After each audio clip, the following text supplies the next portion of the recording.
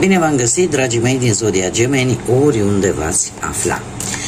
Bine ați venit tuturor pe canalul meu, Tarot Flori de Loto. Eu sunt Nina, pentru cei care nu mă cunosc, și ca de obicei mă bucur să vă am alături la fiecare lectură.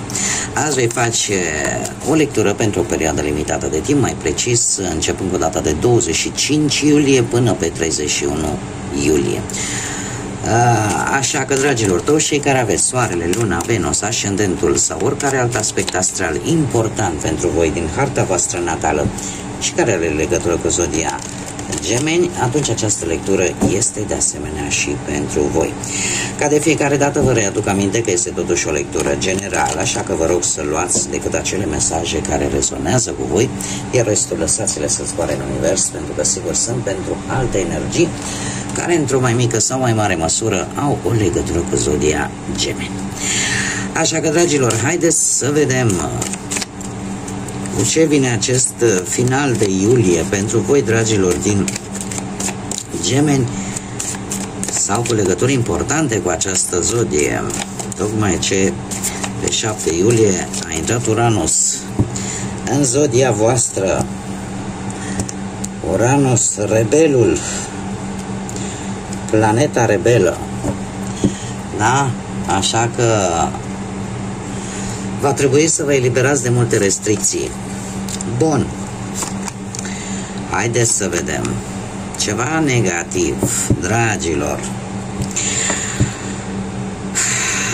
Poate că unii dintre voi ați avut parte de anumite sfârșituri în viața voastră, de anumite transformări, de anumite manipulări, de ce nu, care în următoarea perioadă o să vă ducă la luarea unor decizii foarte importante, să faceți anumite alegeri, să scăpați de anumite îndoieli și poate pur și simplu să vă alegeți un alt drum. Eu aș zice că e posibil ca anumite obstacole care vin în calea voastră și care v-au dat bătăi de cap să nu fie neapărat din vina voastră, să fie din vina altor persoane, iar asta să vă pună pe voi un pic la îndoială, să nu înțelegeți cam cum stau lucrurile, dar vreți, nu vreți, va trebui să luați o decizie, să faceți o alegere care eu trebuie să vă spun că va fi una destul de pozitivă pentru voi. Acum puteți să adaptați în funcție de ce vă interesează în mod deosebit, dacă vă interesează de cariera profesională, dacă vă interesează de bani sau de viața sentimentală, dar o alegere se va face care va avea și un rezultat pozitiv. De ce? Vor aduce gânduri noi, idei noi, mesaje noi. Da, cumva, punct și de la capăt.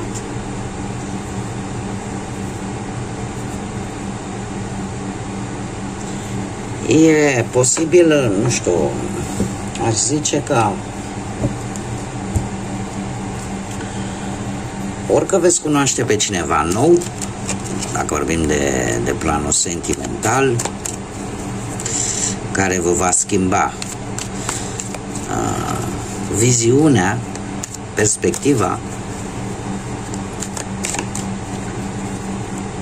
sau poate chiar o veste legată de o mărire, ceva legată de bănuți. Dar hai să vedem, să dezvoltăm un pic și să vedem ce ne spune tarotul. Ce vine pentru dragii mei din Gemeni în perioada 25 iulie 31 iulie. Încă o dată, am mai făcut-o și la alte lecturi, dar desigur apar persoane noi aici pe canal care nu știu despre ce este vorba. Acest zgomot pe care voi îl auziți este de la un aer condiționat, fără de care eu nu că n-aș putea să fac lecturi, n-aș putea să supraviețuiesc. Zona în care eu mă aflu este o zonă foarte călduroasă. Am încercat să fac fără acest aer condiționat, doar că nu se poate, efectiv. Nu se poate, așa că îmi cer scuze încă o dată. Cei care mă urmăriți de ceva vreme, probabil că știți, nu este, sau care trăiți poate în zone în care într-adevăr temperaturile de 40 de grade sunt ceva obișnuit, Deci până prin septembrie așa mă voi chinui. Așa că tot primesc și așa destul de răutăcioase comentariile unora, dar nu mai deschid subiectul. Pentru cei care sunteți noi, veniți aici pe canal, de aici provine acest zgomot. Eu sper să mă auziți, vorbesc cât de tare se poate. Bun, haideți să vedem viața voastră profesională. Avem aici energii de pământ, Taur, Fecioară, Capricorn, și avem și energii de foc, Berbec, Leu, Săgetător, care pot avea sau nu o anumită implicație în cariera voastră profesională. Ce îmi spune acest lucru? În următoarea perioadă pentru voi e posibil să faceți mari progrese la locul de muncă, posibil anumite avansări pentru unii. Este cineva mai în vârstă care va juca un rol important în viața voastră profesională. Sau asta cum? Ori că te va ajuta la o avansare, ori pur și simplu te va ajuta în găsirea unui job. Lucru care se va întâmpla până la sfârșitul lunii cu acest nou de monede. Un nou de monede care îmi vorbește de un echilibru pe care voi îl veți avea pe plan profesional. Se pare că lucrurile vor merge bine la muncă, unii pot obține chiar și o pensionare, o avansare, sau pur și simplu acest job la care voi vă gândiți, care vă poate ajuta să creșteți, da? Și la bănuți, de ce nu? De asemenea, acest cavaler de bâte vorbește de acțiune, de energie. Vreți să obțineți ceva foarte important pentru voi la nivel profesional. Mai trebuie să vă spun un lucru, e posibil să vă întâlniți, să aveți și un oponent, o oponentă, cineva care să se cam opună, sau să fie cineva care e foarte încăpățânat, o energie foarte încăpățânată și care să vă cam întârzie anumite procese legate de muncă. Dar asta nu înseamnă că lucrurile nu vor merge bine, da? Unii chiar aș putea să zic că pot găsi un loc de muncă în care efortul fizic e un pic mai mare decât efortul intelectual, efortul mental, da? Un loc de muncă unde de obicei depui mai mult efort fizic decât mental. Și eu aș mai spune că aici trebuie să aveți voi grijă cu acest rivală, pentru că e cineva aici care își dorește ori același post ca și voi, ori aveți voi acolo pe cineva care are ceva contra de fiecare dată. Ce ar mai fi? Ar mai fi poate o reușită care vine foarte rapid pe planul ăsta al muncii până la sfârșitul lunii iulie. Pe partea bănuților, ce aglomerație aici, avem așa situații care pot implica persoane, energii din zodii de apă, Rac, Pești, Scorpion, zodii de foc, încă o dată apare Berbec, Leu, Săgetător, sau zodii de pământ, Taur, Fecioară, Capricorn. De asta spun că e aglomerație mare aici. O situație financiară care se pare că vine cu o veste bună. Vei găsi o anumită rezolvare vis-a-vis de o situație materială. Iar asta o aduce importanța, cum să spun, unei persoane sau relației cu o persoană, fie familiară sau asociat sau amic, care te poate ajuta în găsirea acestei soluții, ca să rezolvați o anumită situație financiară. Următoarea perioadă pentru voi, desigur, cu acest paș de bâte, vine cu o veste bună. Într-adevăr, vine cu o veste bună, se va soluționa această problemă financiară, e adevărat, nu foarte rapid, dar apare implicarea mai multor energii, pe care tocmai vi le-am menționat înainte, energii de pământ, de foc și de apă. Ultima dintre ele, această energie de pământ cu acest cavaler de monede, îmi spune că banii vor veni, dar cumva nu dintr-un singur loc. Deci pentru a rezolva o anumită situație sau pentru a obține tu acel echilibru de care ai nevoie, cumva vor veni bănuți din mai multe locuri. Din mai multe locuri, că e dintr-o creștere la salariu, că e dintr-o moștenire, că e dintr-o pensie, că e, nu contează. Ei vor veni din mai multe locuri. Adică va trebui să ai un pic de răbdare, probabil, ca să-i strângi în cazul în care ai o situație unde vorbim de o cantitate mare de bani. Da? Adică nu vor veni dintr-un singur loc. Va fi așa o sumă adunată din mai multe locuri, dar care te vor ajuta să te echilibrezi sau să soluționezi o anumită problemă financiară. Pe plan sentimental, cei care sunteți într-o relație deja, într-un cuplu, se pare că ați încercat să lăsați anumite aspecte din viața voastră de cuplu în urmă. Ați spus, dom'le, plec într-o călătorie, ați plecat la un drum, poate, și nu știu, tind să cred că unii dintre voi aveți o relație la distanță. O relație în care unul e într-un loc și celălalt în alt loc. E posibil ca unii dintre voi chiar în acest moment să faceți această călătorie, tocmai pentru că încercați cumva, există anumite suspiciuni, există anumite gânduri negre care nu vă dă pace și cumva vreți să vedeți cum stă situația. Și nu știu dacă zodia Pești vă spune ceva pentru unii dintre voi. Cert este că va fi o mică perioadă în aceste zile în care aparent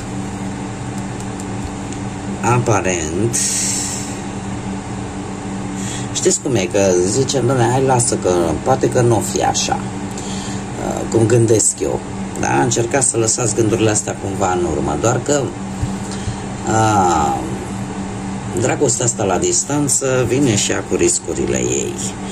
Iar faptul că avem luna aici, mie asta îmi spune că există o teamă, există o nesiguranță și că cumva e posibil să apară într-o perioadă foarte scurtă de timp. Acum e bine, acum nu e bine. Da? Să se treacă așa de la tanda la manda foarte rapid. Dar eu trebuie să vă spun că de asemenea luna îmi poate vorbi și de romantism.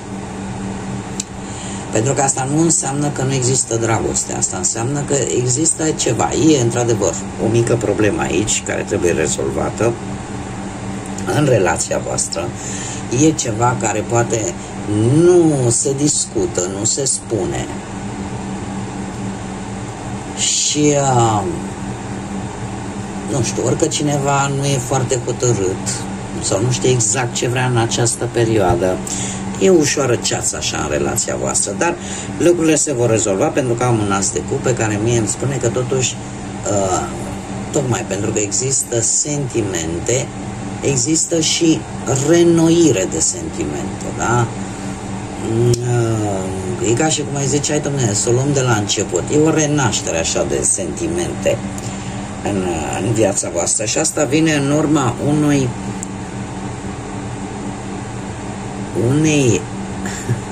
știți cum e aici, e ca și cum ai spune, dom'le, relația e hrănită, e întreținută și de situația financiară, adică e ceva aici pe plan financiar care va fi ca un plus. Deci ceva pozitiv din punct de vedere financiar va fi ca un plus pentru ca relația voastră cumva să o ia de la început, ca să zic așa, să se reînnoiască, să se întărească mai bine. Mergem mai departe. Cei care sunteți singurei, dragilor, viața voastră sentimentală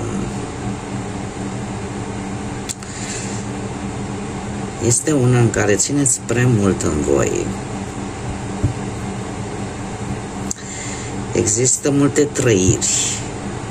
Există și multă experiență. Sunt lucruri pe care nu le spuneți, pe care le țineți în voi, pe care nu le scoateți la suprafață. Da, dragilor.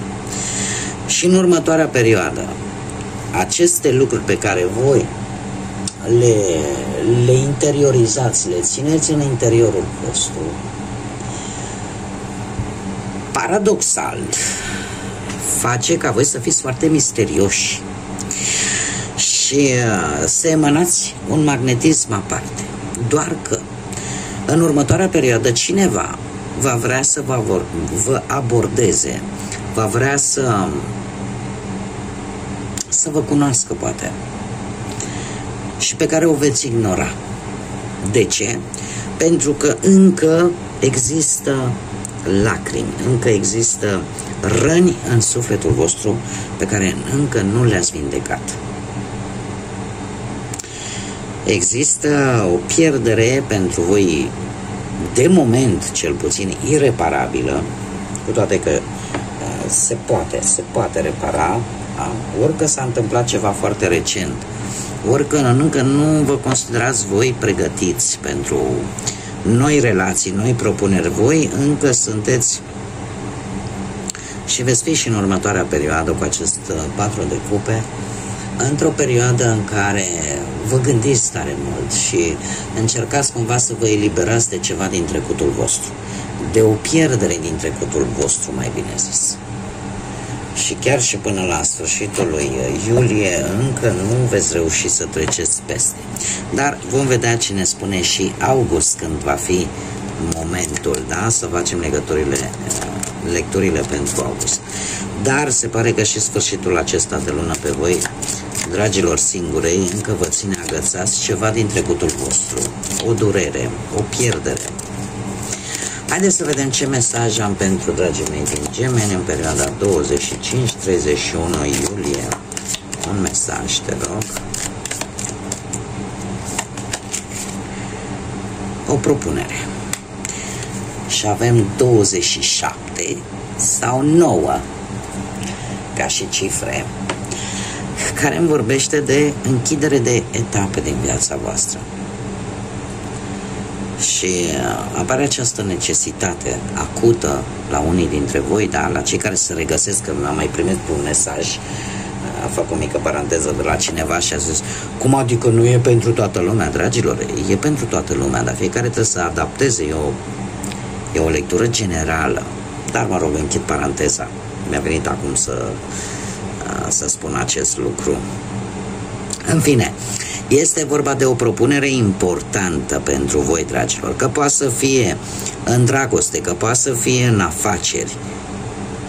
Apare această șansă foarte importantă, că e legată de vreun contract de muncă, că e legată de vreo propunere la nivel sentimental, este importantă. Nu știu, faptul că se încadrează cumva și data de 27 iulie poate să fie important, sau de ce nu, acel 9 să aibă repercursiuni undeva în viitorul apropiat, să fie o dată de 9 importantă. Așa, în sine ne vorbește de pregătirea pentru noi etape care vin în viața voastră.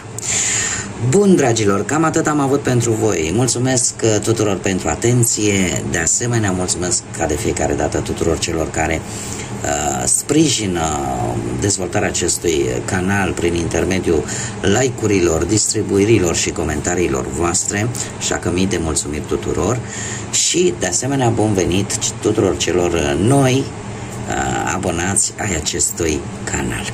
Până data viitoare, când ne vom reîntâlni la o nouă lectură, numai bine, pace, multă energie pozitivă, multe gânduri bune și, desigur, până la următoarea lectură, ca de obicei, să fiți iubiți, dragilor.